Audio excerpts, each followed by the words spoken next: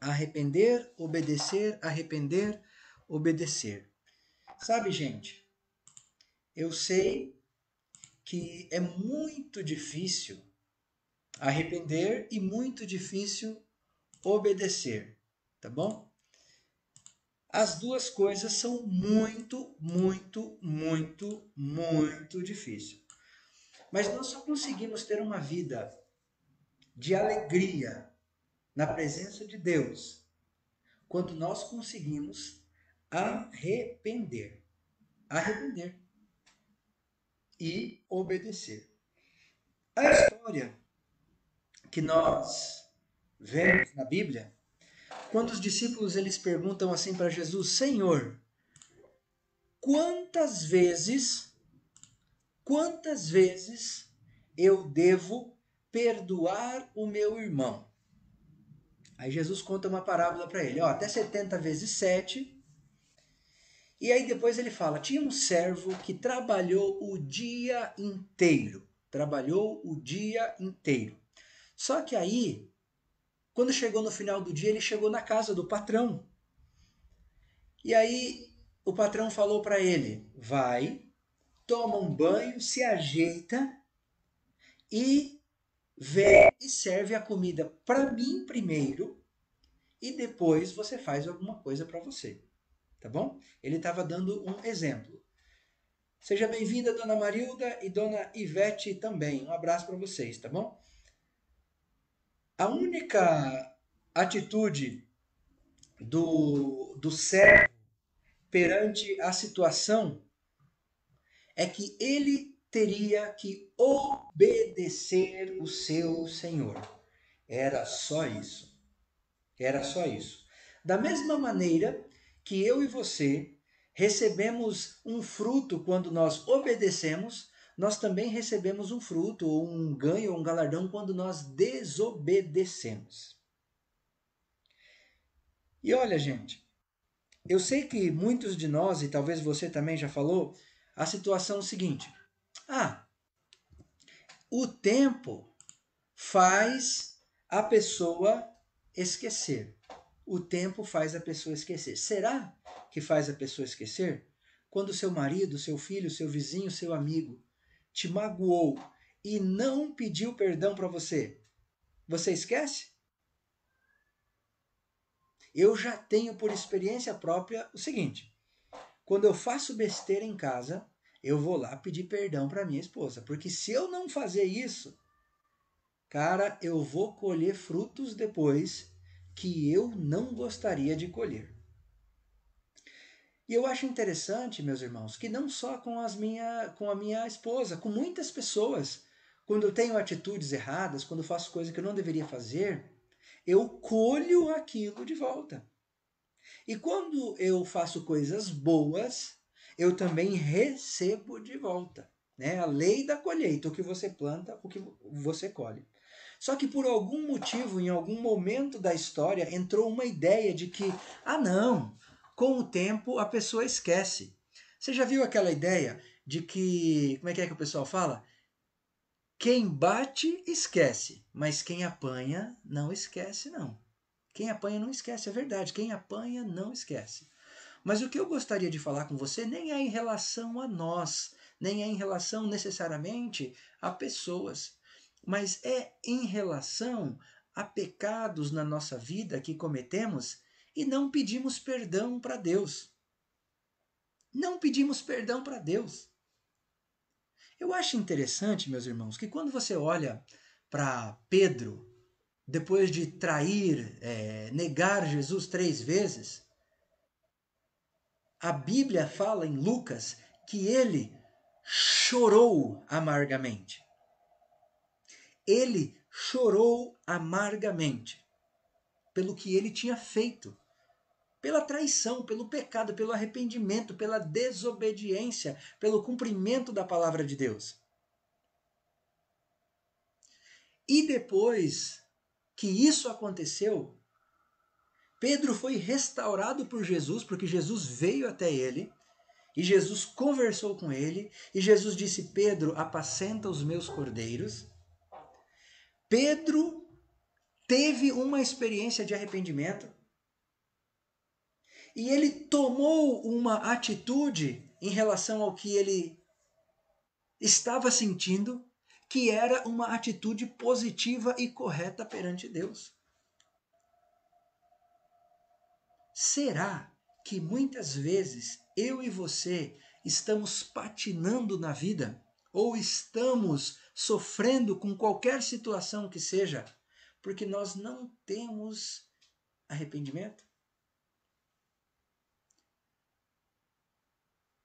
Eu já conversei com pessoas que falam assim, cara, eu não devia ter feito isso, mas eu vacilei legal. Ah, é? Então vamos lá acertar esse negócio. Vamos lá conversar, vamos lá resolver, vamos orar, pedir perdão para Deus. Às vezes ninguém nem viu. Às vezes é um negócio só do cara e de Deus mesmo. Ele fez besteira, só Deus que viu. Tá bom, então, acerta lá com o pai. Sem arrependimento, sem o reconhecimento do erro, meus irmãos, não existe redenção. Não existe como eu e você andarmos na presença de Deus, termos uma comunhão na presença de Deus sem arrependimento. Quando nós fazemos uma coisa errada, eu não sei se você é que nem eu, mas eu tenho muito medo de errar. Eu tenho muito medo de errar, principalmente com as pessoas. Sabe por quê? Porque eu não gosto de ter que ir lá pedir perdão. É ruim. Nossa, é tão ruim pedir perdão, gente. É tão ruim pedir perdão, mas é tão gostoso quando você pede perdão. Sabe? Deus, ele já sabe de todas as coisas que está se passando na sua vida. Não tem nada escondido de Deus na sua vida. Mas é tão gostoso quando você confessa, quando você pede perdão para Deus e Deus fala assim: filho, tá tudo bem. Deus já sabe o que você fez, mas Ele quer que você tenha um relacionamento e uma comunhão com Ele. Imagine que você fosse roubar algo de Deus, uma fruta, uma. Deus já sabe ou não sabe? Ele já sabe, porque ele é onisciente, ele sabe todas as coisas. Que nem a Selena fala, Pai, eu sei todas as coisas. Deus, ele sabe todas as coisas. Então, quando eu e você fazemos besteira, quando eu e você. Pode dar uma mexidinha aqui. Quando eu e você pisamos na bola, Deus já sabe. Sabe o que ele está fazendo? Ele está esperando assim, puxa, William, ó, é o seguinte, você fez besteira, mas tem que vir aqui conversar para a gente poder resolver essa situação. Sabe o que acontece quando você pede perdão e você acerta a sua vida com Deus? Parece, você já ouviu esse exemplo? Parece que saiu um caminhão de concreto de cima das minhas costas. Parece que saiu um caminhão de concreto de cima das minhas costas. E olha só que coisa interessante. Foi só uma palavra que a gente falou. Foi só uma palavra. Não foi mais nada. Nós falamos unicamente o seguinte: Senhor, me perdoa pelo que eu fiz. Um dia eu estava em casa e um dia daqueles dias bem, né, complicado, e você sabe que às vezes uma coisa que é complicado para você não é para mim e uma coisa que é complicado para mim não é para você. Mas aí eu fui falar com a minha filha e quando eu falei com ela, eu falei de uma maneira muito firme mesmo, né? Não cheguei a gritar nem nada, tá? Mas eu falei com ela. E ela começou a fazer bem assim, né? Ela começou a fazer o seguinte: ela pegou e começou, sabe, com aquela dor no coração intensa. E aí eu fiquei pensando o que está acontecendo com ela. Eu não sabia o que era. Realmente, na hora, apesar da, né, eu não sabia. Mas aí a minha esposa falou o seguinte: olha, William, ela está assim pelo jeito que você falou com ela. Meu irmão e minha irmã, é muito difícil nos colocarmos no lugar do outro. Oh, meu irmão, como é difícil eu me colocar no seu lugar. Ou de repente no lugar de uma outra pessoa que eu estou chateado com ela. É muito difícil. E sabe, naquele momento, eu tentei me colocar no lugar da Selena e eu fiquei pensando, puxa vida, ela está com medo de mim. Ela não vai se abrir mais comigo. Pela misericórdia de Deus, eu consegui perceber aquela reação dentro dela, eu consegui me colocar no lugar dela e sentir aquele coração dolorido. Eu fui lá, peguei ela no colo, falei, filha, você perdoa o pai? O pai errou, tá? Aí ela, parece que aquela dor foi arrancada do coração e ela teve alegria novamente. Às vezes, amados irmãos, muitas coisas que nós fazemos, nós nem percebemos o impacto que tem na vida das pessoas. Mas nós podemos pedir a sabedoria de Deus para que Deus nos mostre. É muito difícil enxergar situações que eu tenho que mudar e que eu tenho que arrepender. Mas se eu pedir para Deus, Deus irá me mostrar. Olha só o texto lá de Coríntios que eu quero compartilhar com você. 2 Coríntios, 2 Coríntios, vamos lá. Onde que ele está aqui? 2 Coríntios, capítulo 2, do verso 7 até o verso 8. 2 Coríntios, capítulo 7. Então vamos lá. 2 Coríntios, capítulo 7, do versículo 8 até o versículo 13. Aqui, leia o capítulo inteiro, se você tiver essa oportunidade, ok? Mas aqui ele fala o seguinte, porque mesmo que eu tenha entristecido vocês com minha carta, não me arrependo, embora já tenha me arrependido. Pois vi que aquela carta os deixou tristes, ainda que por breve tempo.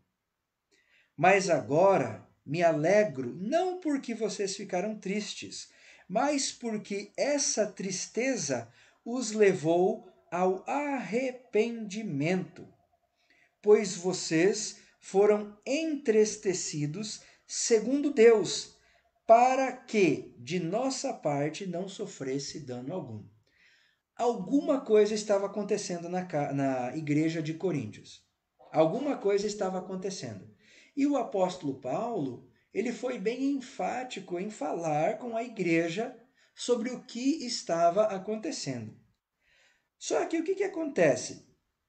Ele ficou triste que talvez numa das cartas, num dos estudos, fala que o apóstolo Paulo ele era muito mais duro nas cartas do que pessoalmente. Então, quando ele estava com o pessoal, parecia que ele não era tão firme, vamos dizer assim, não sei se devo usar a palavra duro, quando ele estava escrevendo. E essa carta, né, de 2 Coríntios, ele escreve para poder falar sobre algum assunto e ele é firme com a igreja. E talvez na cabeça dele, pelo que a gente está lendo aqui, ele fica pensando: puxa vida, será que eu deveria falar desta forma?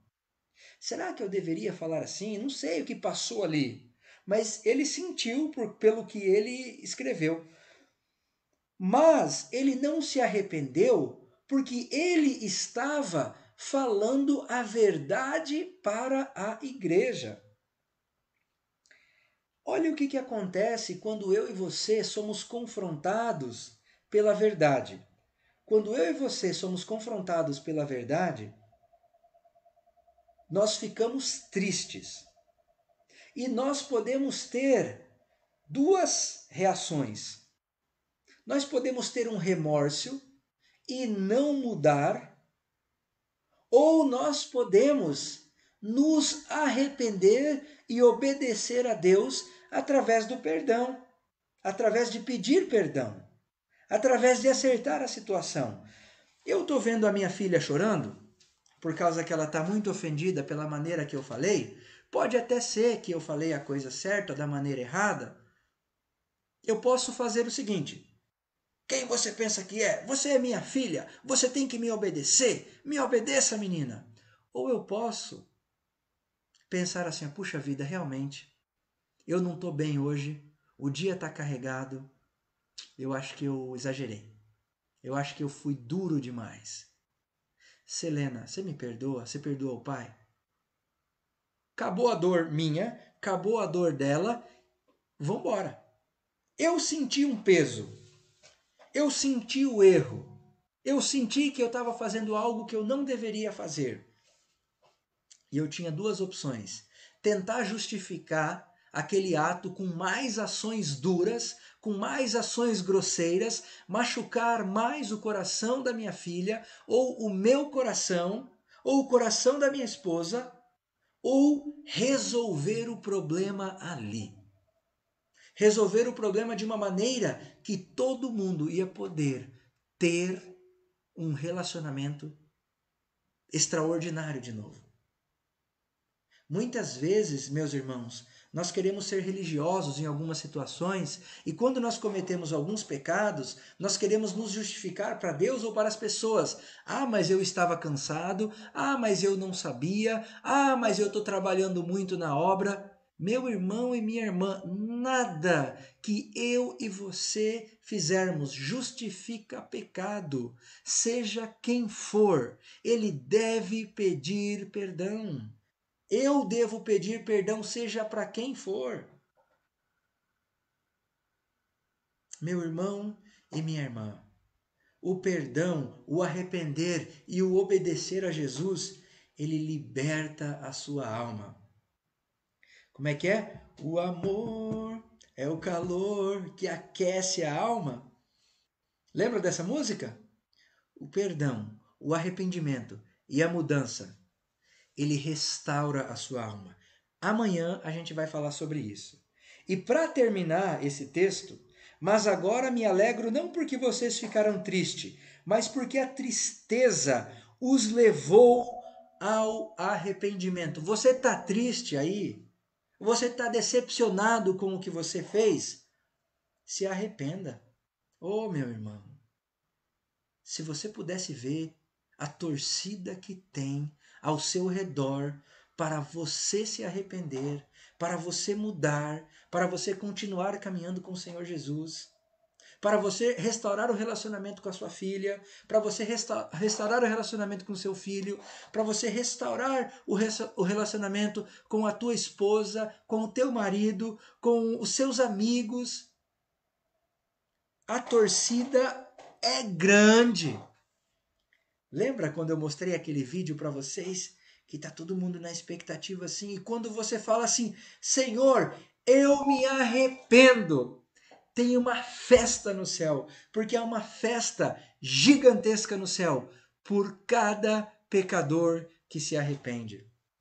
Sabe, meu irmão, eu sei que muitas vezes a gente pensa que para a nossa vida nós precisamos de mais dinheiro, nós precisamos de mais saúde, nós precisamos de mais casas, nós precisamos de nos sentir melhores. Mas sabe o que nós precisamos? Nós precisamos de mais obediência, nós precisamos de mais arrependimento, nós precisamos de mais perdão. E aí a nossa alma vai ser restaurada. Aí a nossa alma vai ser restaurada. Quando aquele povo sentiu tristeza de espírito, quando o coração deles estava na mão, quando o Espírito Santo, que testifica o pecado no coração de cada um deles, conseguiu enxergar o pecado, conseguiu mostrar para eles a situação que eles estavam fazendo, sabe o que eles fizeram? Mas porque esta tristeza os levou ao arrependimento. Porque a tristeza, segundo Deus, produz arrependimento para a salvação. São. Porque a tristeza, segundo Deus, produz arrependimento para a salvação. Alguma coisa que você fez te deixou triste? Levanta e acerta. Alguma coisa que você fez está deixando você desanimado? Levanta e acerta. Vou dar uma dica, né? Eu nunca fiz isso, mas eu pensei agora. Você não quer falar com a pessoa? Escreve num papel e entrega para a pessoa. Ô William, você está atrasado. Hoje já tem Facebook, já tem WhatsApp, dá para escrever. Ah, é verdade. Acerta. É tão interessante que quando a gente acerta, aí a pessoa esquece mesmo. Aí ela não fica mais carregando aquilo, aí ela restaura, entende? Ela tem confiança novamente em você. E sabe o que mais acontece? Quando nós conseguimos pedir perdão, nós conseguimos sentir o coração da outra pessoa. E nós conseguimos ver assim, puxa vida, eu posso ajudar.